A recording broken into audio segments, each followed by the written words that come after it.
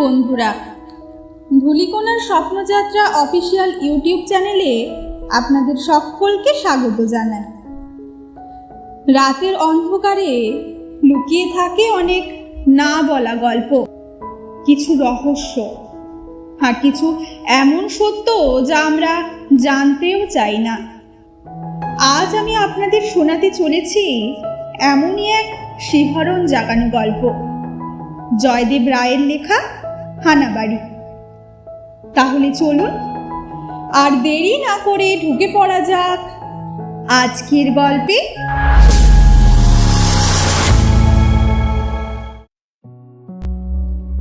বাড়িটা ঠিক কোথায়, কোন রাস্তায়, এসব কথা আমি বলতে পারবো না, মাফ করবেন। বাড়ির মালিক আমাকে শাসিয়ে রেখেছেন, ঠিকানা জানালে আমার নামে মামলা করবেন। অনেকদিন পর লন্ডনে ফিরে এসে একটা নির্জন বাড়ি খুঁজছিলাম। বাড়িটা হবে শহরের এক টেরে, সামনে একটা ছোটখাটো বাগান থাকবে, আবার লোকজন ট্রাম বাসের হট্টগোলও যেন না থাকে, এমন ধারা হতে হবে। একদিন বেড়াতে বেড়াতে ঠিক এই ধরনের একটা বাড়ির সন্ধান পেয়ে গেলাম।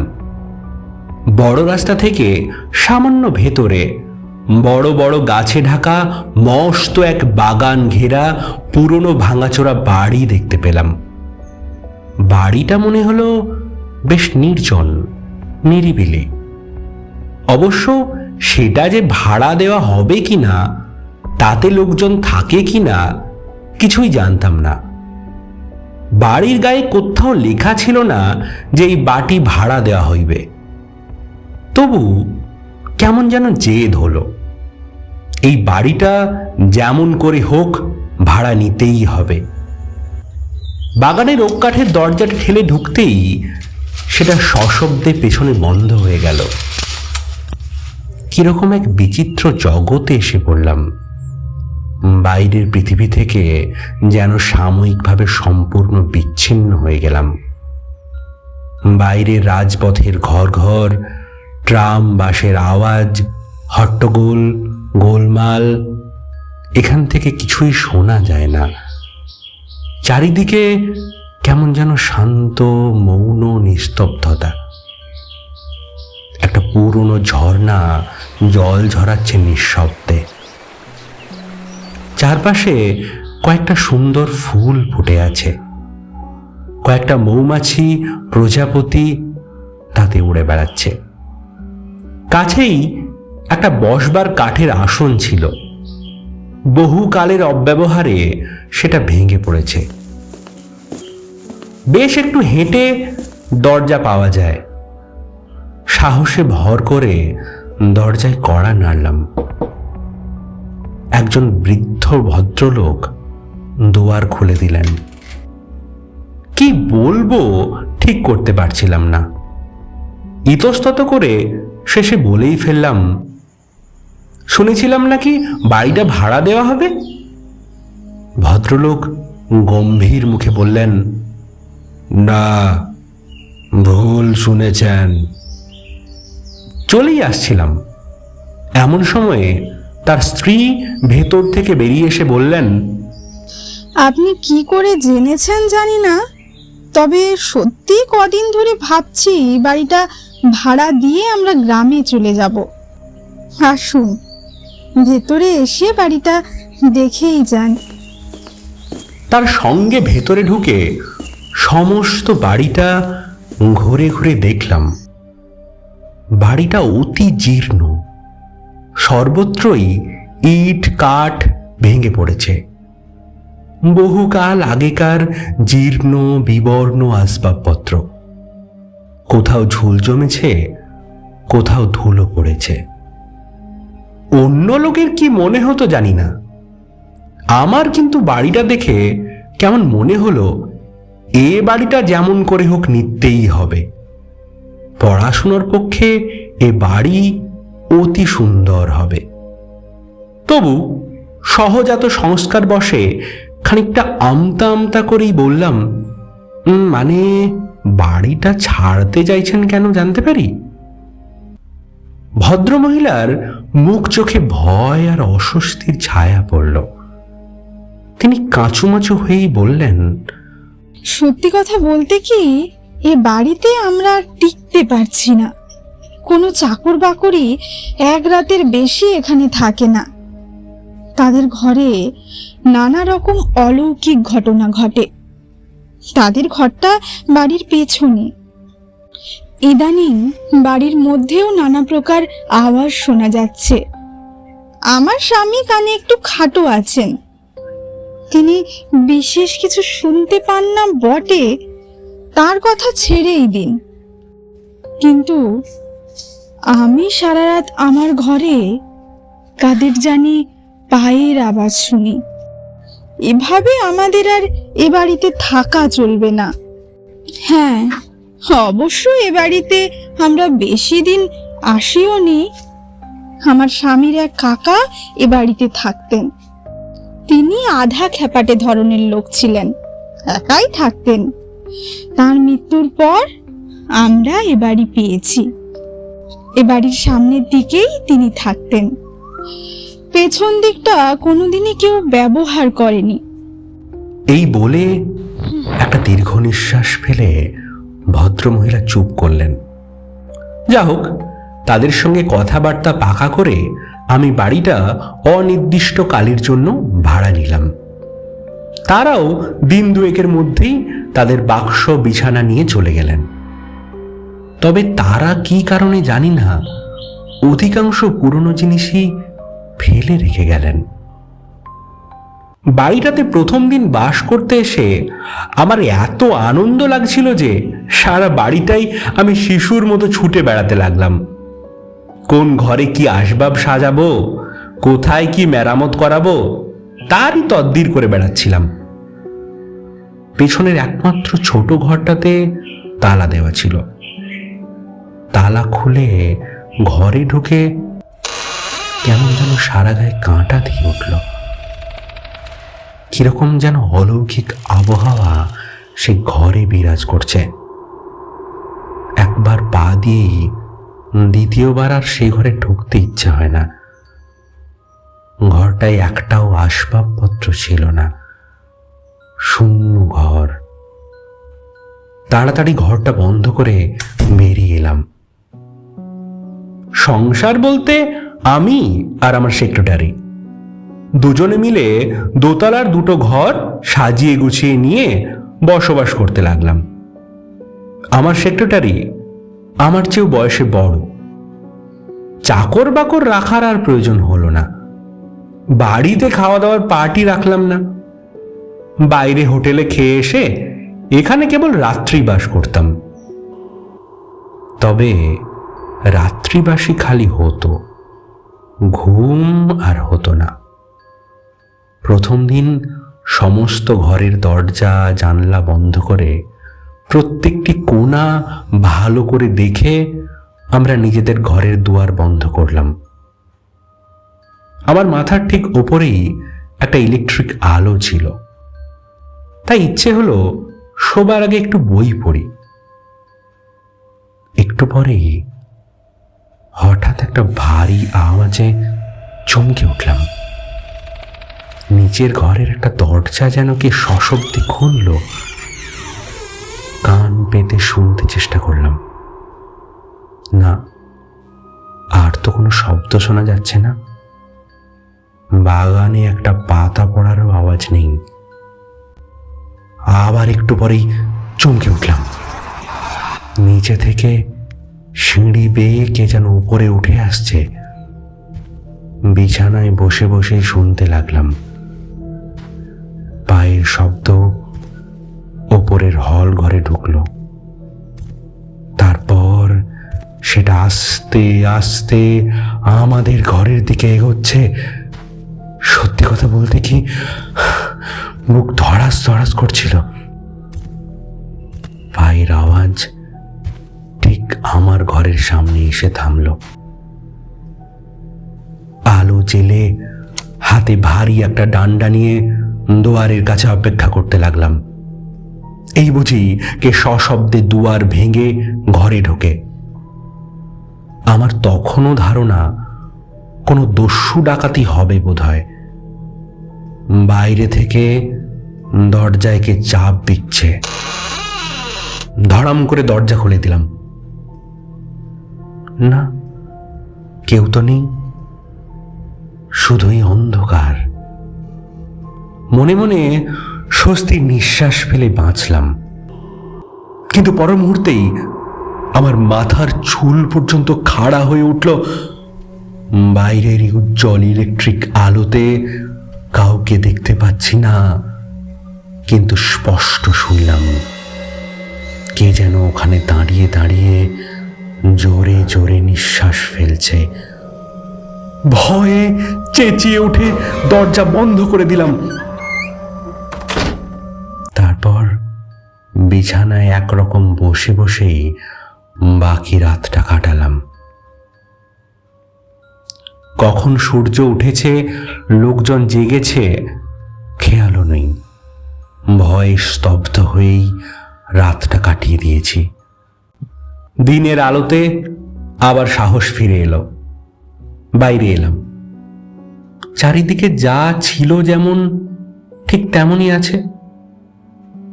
অন্য লোক হলে এসব স্বপ্ন বলেই হেসে উড়িয়ে দিতে পারত, কিন্তু আমার সারা জীবনই কেটেছে প্রেততত্ত্ব নিয়ে গবেষণা করে। আমি তো তা পারলাম না।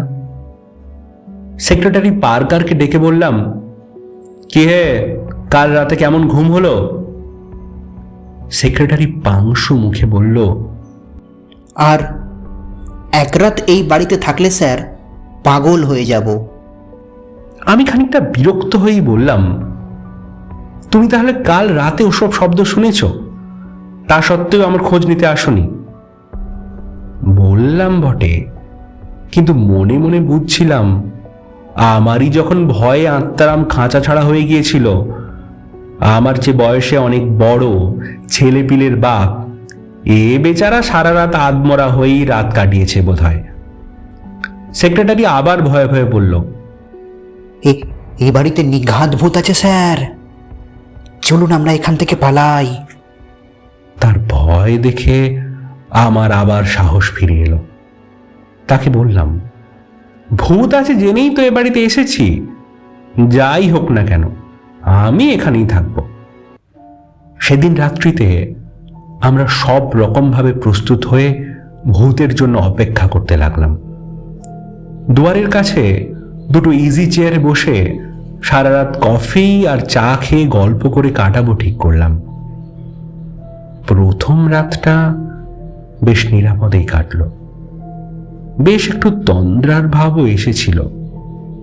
ঠিক সেই সময় পূর্ব রাতের সেই অদৃশ্য পদের শব্দ সিঁড়ি দিয়ে উঠে আসতে লাগলো।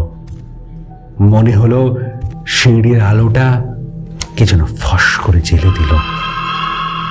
পার্কার গলায় জোর এনে বলল, এ নিশ্চয়ই বদমাইশ কোনো লোক। দুজনে ছুটতে গিয়ে সিঁড়িতে গিয়ে দাঁড়ালাম।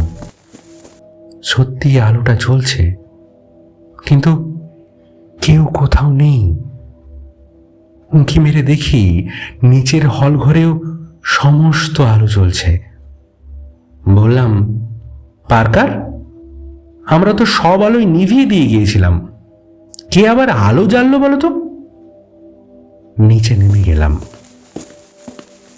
হল ঘরের সমস্ত দরজা জানলা খোলা, সব আলো জ্বলছে। আমরা ঘরে ঢুকতেই কে যেন পটপট করে সব আলোগুলো নিভিয়ে দিল। মেইলি কণ্ঠের ব্যঙ্গের হাসি হেসে কে যেন আবার জানলাগুলো বন্ধ করতে লাগলো। আমরা এক ছুটে আবার উপরে উঠে এলাম। সেদিন রাতে আর নতুন কিছু ঘটল না। পরের দিন রাতে আবার আমরা খাওয়ার পর পরামর্শ করতে বসলাম। পার্কার বলল, আমি একটা ভালো জাতের কুকুর এনে বাড়িতে রেখেছি। আমার মনে হয় ভূত টুত সব বাজে। দুষ্টু লোক আমাদের বাড়ি ছাড়া করার জন্য ভয় দেখাচ্ছে। ভূতে আবার কখনো আলো জ্বেলে ভয় দেখায়? আমি বললাম, কিন্তু সিঁড়িতে পায়ের আওয়াজ। বাধা দিয়ে পার্কার বলল, ছেলেবেলা থেকে শুনে আসছেন না ভূতের কোনো দেহ নেই, তবে তার পায়ের আওয়াজ হয় কি করে? বাড়িতে ঢুকতেই একটা কুকুরের চিৎকার শুনতে পেলাম। কুকুরটা পার্কারের ঘরে বাঁধা ছিল। সেখান থেকেই সে ভয় ডাকছিল। আমাদের দেখে সে যেন সাহস পেল। কুকুরটাকে নিয়ে আমরা সমস্ত বাড়িটা ঘুরে দেখলাম, কিন্তু সেই বন্ধ ঘরটার কাছে কিছুতেই সে গেল না। কেমন যেন অদ্ভুত আওয়াজ করে সে গোঙাতে লাগলো। তার সমস্ত লোম খাড়া হয়ে উঠল। অতিরিক্ত ভয়ে সে দাঁড়িয়ে দাঁড়িয়ে কাঁপতে লাগলো। আমরা তাড়াতাড়ি তাকে নিয়ে ওপরে নিজেদের ঘরে চলে এলাম। একটু পরেই সেটা যেন কেমন নেতিয়ে পড়ল। আমরা দুজনের মুখ পানে চেয়ে বসে আছি। এমন সময় স্পষ্ট শোনা গেল, নিচে থেকে সিঁড়ি দিয়ে কে যেন ওপরে উঠছে। এবার পায়ের আওয়াজ আরো ভারী, আরো স্পষ্ট। আমরা প্রায় জড়াজড়ি করে ঘর থেকে বেরিয়ে এলাম। পায়ের আওয়াজের সঙ্গে এবার গলার স্বর শোনা গেল। আপনারা রাত দুপুরে কি লাগিয়েছেন বলুন তো? ধরে প্রাণ এলো। দেখি সদর রাস্তার পাহাড়ওয়ালা পুলিশ দেখেও যে এত আনন্দ হতে পারে সেদিনই প্রথম বুঝলাম। পুলিশটি কিন্তু বিলক্ষণ চটে ছিল। বলল, কি ব্যাপারটা বলুন তো? 5 মিনিট আগে দেখে গেলাম আপনাদের সদর দরজা বন্ধ, আর এই দেখি সেটা হাট করে খোলা। সারা বাড়ির সমস্ত আলো জ্বলছে। বাগানের মধ্যে এসে শুনলাম কুকুর কাঁদছে, তাই সোজা উপরে উঠে এলাম। কোনো দুয়ারই মাঝরাতেও আপনারা বন্ধ করেননি কেন শুনি? আমরা সবিনয়ে জানালাম, খুব ভালো করে সমস্ত দরজা খিল দিয়ে এঁটে বন্ধ করেছিলাম। কি করে খুললো জানি না। তাছাড়া দেখলাম পুলিশের কথা সত্যি। সমস্ত বাড়ির সকল দরজা জানলা খোলা, সব আলো ফটফট করে জ্বলছে। পুলিশের সন্দেহ হলো। বলল, আপনারা আমার সাথে চলুন, আমি সারা বাড়ি তল্লাশ নেব। মনে হয় আপনাদের অজ্ঞাতেই একদল লোক এই বাড়িতে ঢুকেছে। পুলিশ দেখে আমাদের যথেষ্ট সাহস হয়েছিল। আমরা পুলিশের সঙ্গে সারা বাড়ি টহল দিলাম। কুকুরটা কিন্তু আর উঠল না। সেখানেই পড়ে পড়ে হাঁপাতে লাগলো। কোথাও কিছু না দেখতে পেয়ে পুলিশ আমাদের নাম ধাম টুকে নিয়ে চলে গেল। যা হোক, পুলিশের ভয় হোক আর কুকুরের ভয়ই হোক, সেদিন থেকে কয়েক রাত আর নতুন কিছু ঘটল না। তার দিন 5 পরে আমার এক পুরনো বন্ধু আমার সঙ্গে দেখা করতে এসে অবাক হয়ে গেল। সে কি, তুমি এ বাড়িতে আছো কি করে? এটা তো ভূতের বাড়ি। প্রশ্ন করলাম, সে খবর তুমি জানলে কি করে? বন্ধু বলল, বছর কয়েক আগে আমার এক মেসমশাই কয়েকদিন এখানে বাস করেছিলেন। আচ্ছা, তুমি এক কাজ করো তো, একটা সাদা কাগজ খামে ভরে তোমার টেবিলের দেরাজে রেখে এসো। সেদিনই একটা সাদা কাগজ রেখেছিলাম। তারপর সে কথা একেবারেই ভুলে যাই। মাসখানেক পর আবার একদিন বন্ধুকে ডিনারের জন্য নিমন্ত্রণ করি। নানা গল্পের মধ্যে বাড়িটায় ভূতের অস্তিত্বের কথা উঠল। বন্ধুরা তখনই একটা প্ল্যানচেট শুরু করলেন। প্ল্যানচেট টেবিলে মিনিট 3 মধ্যেই এক অশান্ত আত্মার আবির্ভাব হলো। একটা কাগজে লেখা ফুটে উঠল, আমি কার্ল ক্লেট।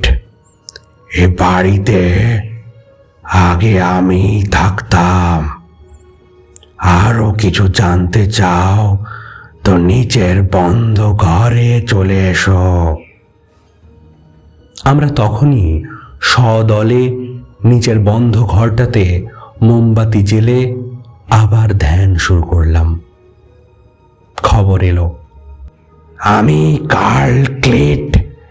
এ ঘরে আমি আমার পিস্তুত ভাই আর্থার লিডেলকে খুন করে পুঁতে রেখেছিলাম। আমরা বললাম, আপনার আত্মার শান্তির জন্য আমরা কি কিছু করব? কোনো উত্তর এলো না।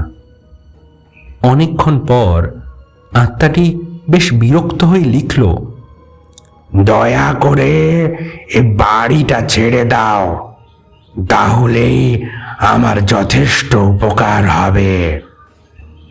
সেদিনই সেই টেবিলের দেরাজ থেকে খামে ভরা সাদা কাগজটি বের করে দেখি, তাতেও হুবহু এসব কথাই লেখা আছে। পরের দিন বাড়ির পুরাতন দলিলপত্র খুঁজে দেখলাম। সত্যি বছর 30-40 আগে এ বাড়িতে কার্ল ক্লিপ নামে এক তরুণ জার্মান ডাক্তার ও তার স্ত্রী শার্লেট সুখ শান্তিতে বাস করে গিয়েছেন। মাঝে এই বাড়িতেই আর্থার লিডেল নামে একজন ডাক্তারের আত্মীয় কিছুদিন এসে থেকেছে। এক রাত্রিতে তাকে আর কোথাও খুঁজে পাওয়া যায়নি। কার্ল ও শার্লেট আর কিছুদিন পর এ বাড়ি ছেড়ে জার্মানিতে চলে যায়। সেদিনই সেই ঘরটাতে ইলেকট্রিক আলোর ব্যবস্থা করলাম। ঘরটা চুনকাম করালাম, টেবিল চেয়ার দিয়ে সাজালাম। তারপর বন্ধুদের আবার খবর দিলাম। সন্ধ্যার একটু আগেই তারা এক অন্ধ মিডিয়ামকে সঙ্গে করে সদলে এসে পড়লেন।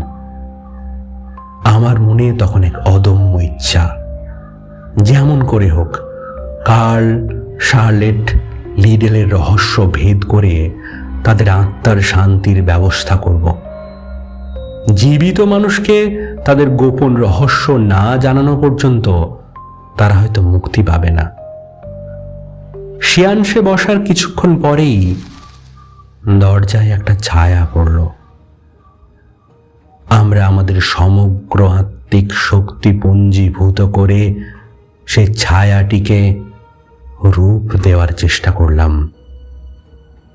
ছায়াটি ধীরে ধীরে মূর্তি পরিগ্রহ করে ঘরের মধ্যে প্রবেশ করল। শুকনো মুখ, চুল উস্কো খুস্কো, খোঁচা খোঁচা দাড়ি, একটি শীর্ণকান্তি তরুণ। আন্দাজ করলাম সেই অভিশপ্ত কার্ল। আমাদের দিকে ঘোলাটে চোখ মেলে সে বলল, কে হে তোমরা? আমাকে এত বিরক্ত করছো কেন? কি চাও এখানে? আমি বললাম, আমি আপনার প্রতিবেশী, আপনার সঙ্গে পরিচয় করতে চাই। উত্তর এলো, কিন্তু আমি তা চাই না। তোমাকেই না এখান থেকে তাড়াবার জন্য অনেক চেষ্টা করেছি, তবু যাচ্ছ না কেন? কেন বাবু? বললাম, আজ দীর্ঘ অর্ধ শতাব্দী তো এই বাড়িতে একা একাই কাটালেন, এখনো কি কোনো বন্ধুর সঙ্গ চান না? মনে হলো কার্ল যেন এবার একটু খুশি হলো। ধরা গলায় বলল, আমি তো এ বাড়ি ছেড়ে কোনো দিনই কোথাও যেতে পারবো না। এখানে আমি যে পাপ চক্রে বাঁধা। বললাম, লিডেলকে খুনই বা করলেন কেন? কার্ল আবার উত্তেজিত হয়ে বলল, সেই হতভাগাটাই তো আমার জীবনের শনি। এই সেদিন পর্যন্ত আমি আর শার্লেট এখানে কি আরামেই না থাকতাম। লিডেল দিশে একটা অপকর্ম করে ছন্ন ছাড়া হয়ে এসে আমার কাছে আশ্রয় চাইল।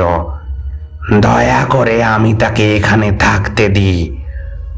আমার অনুপস্থিতিতে সে হারামজাদা আমার স্ত্রী শার্লেটকে বিরক্ত করত।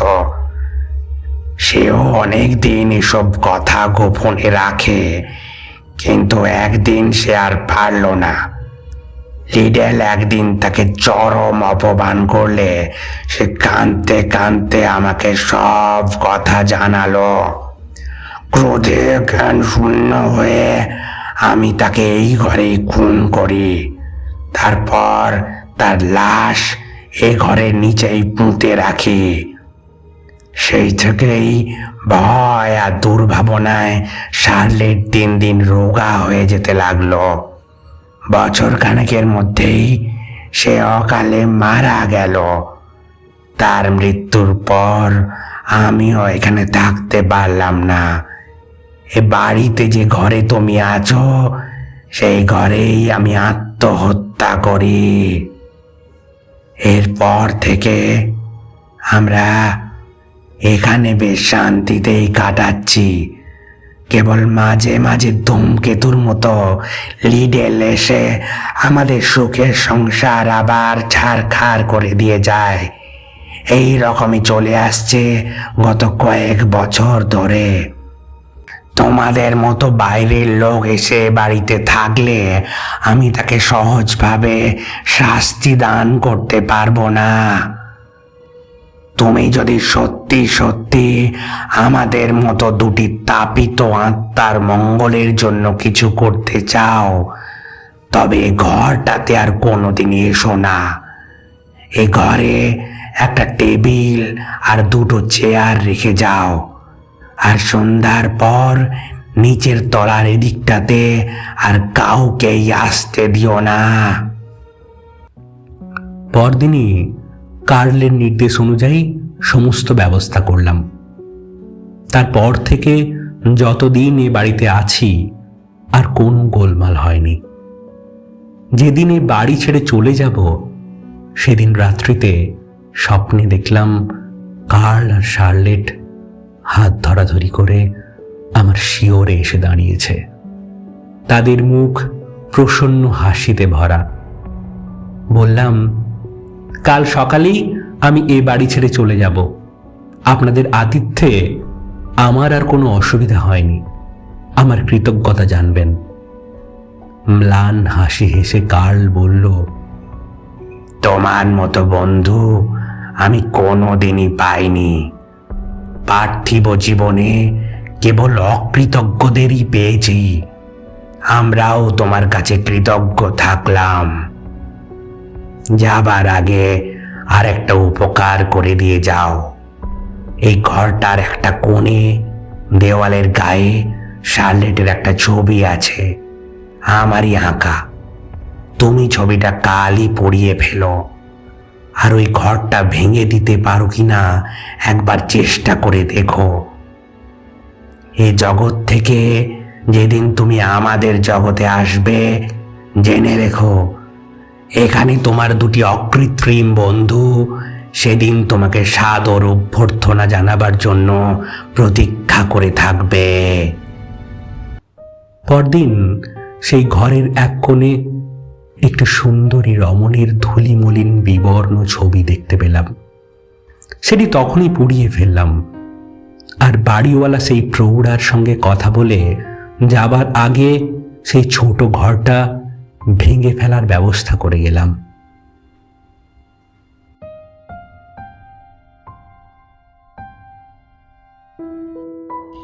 তো এই ছিল আজকের গল্প, জয়দেব রায়ের লেখা হানাবাড়ি। এই গল্পের শেষে জানিয়ে দিচ্ছি গল্পে অংশগ্রহণকারী বিভিন্ন কলা কুশলীদের নাম। গল্পের ন্যারেশনে কার্ল, কথকের বন্ধু, হানাবাড়ির মালিক এবং অন্যান্য চরিত্রে কণ্ঠ দিয়েছেন অভি। হানাবাড়ির মালকিন চরিত্রে কণ্ঠ দিয়েছি আমি, সৌমিলি। সেক্রেটারি পার্কারের চরিত্রে কণ্ঠ দিয়েছেন অজয়। পুলিশ ইন্সপেক্টরের চরিত্রে কণ্ঠ দিয়েছেন আকাশ। অশরীরী মহিলা হাসির কণ্ঠে ছিলেন জয়ন্তী, থাম্বনেল ডিজাইনিং এ ছিলেন অভি এবং পুরো পরিচালনা এবং অডিও এডিটিং এর দায়িত্বে ছিলাম আমি, সৌমিলি। তো আজ এই পর্যন্তই। আমি আবার খুব শীঘ্রই হাজির হব নতুন কোনো রহস্যময় গল্প নিয়ে। আপনাদের নিয়ে যাব অন্য এক অজানা রহস্যময় জগতে, যে জগতে মানুষের প্রবেশ নিষেধ, যেখানে প্রতিটি পদক্ষেপ রহস্যে মোড়া। ততক্ষণ পর্যন্ত সকলে সুস্থ থাকবেন, ভালো থাকবেন। ধন্যবাদ।